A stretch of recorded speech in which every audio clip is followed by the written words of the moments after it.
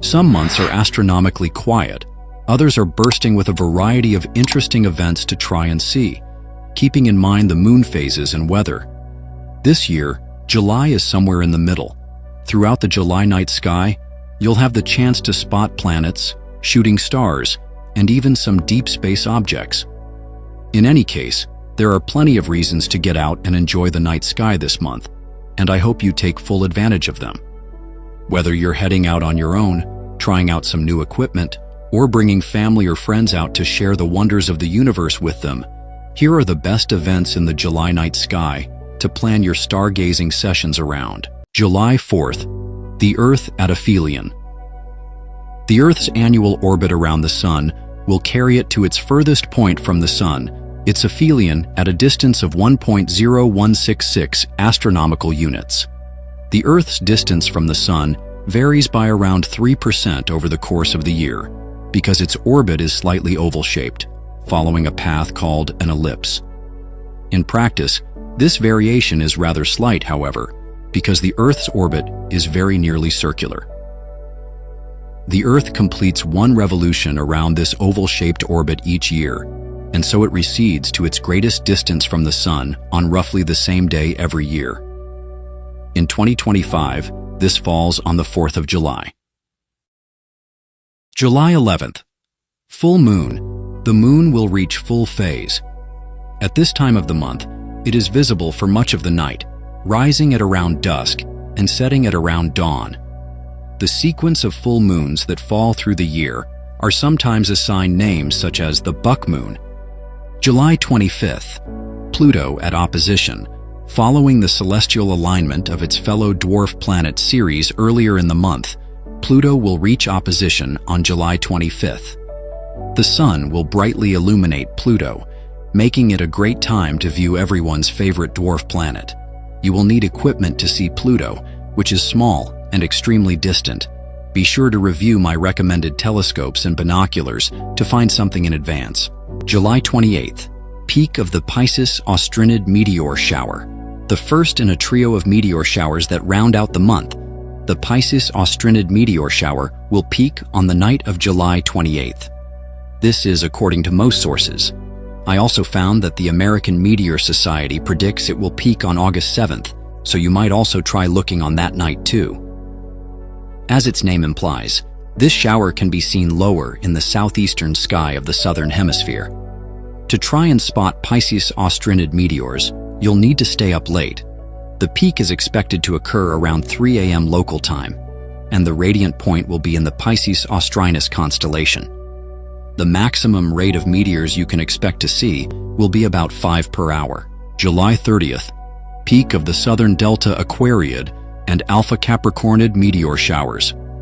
2 more meteor showers provide the final good stargazing and meteor spotting opportunities of July, and both peak on the night of July 30th. The first is the Southern Delta Aquariids.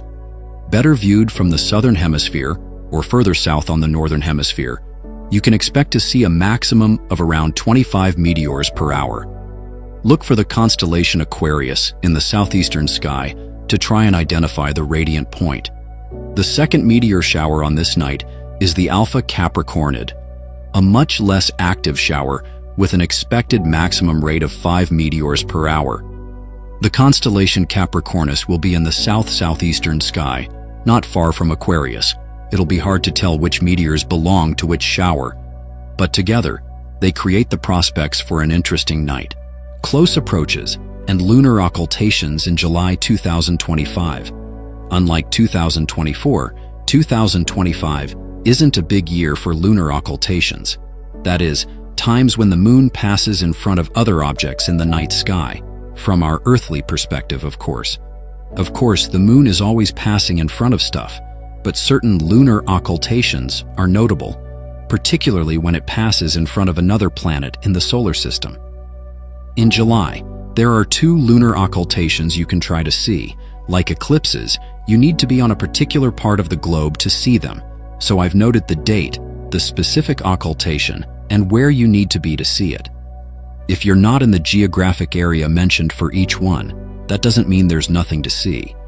On those nights when the moon will pass in front of other planets as visible from one part of the globe, it will have a close approach and pass very visually close for the rest of us viewing.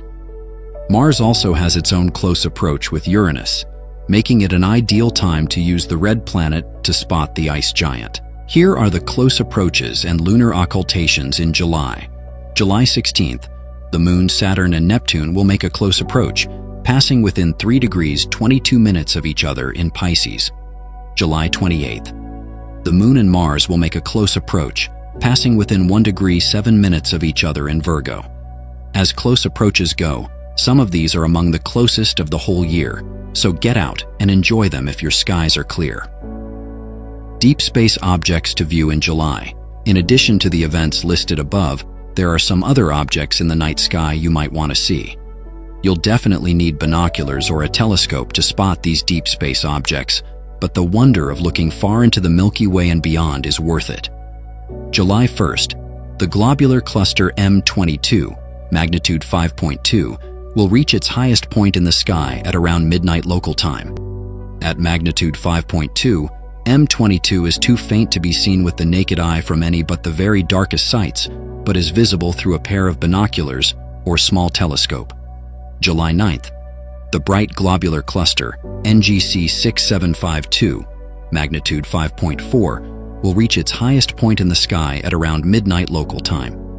At magnitude 5.4, NGC 6752 is not visible to the naked eye from any but the very darkest sites, but you can see it through a pair of binoculars or small telescope.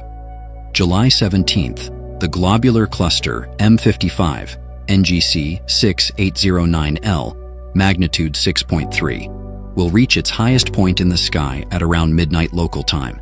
With a magnitude 6.3, M55 can be viewed through a pair of binoculars or a small telescope.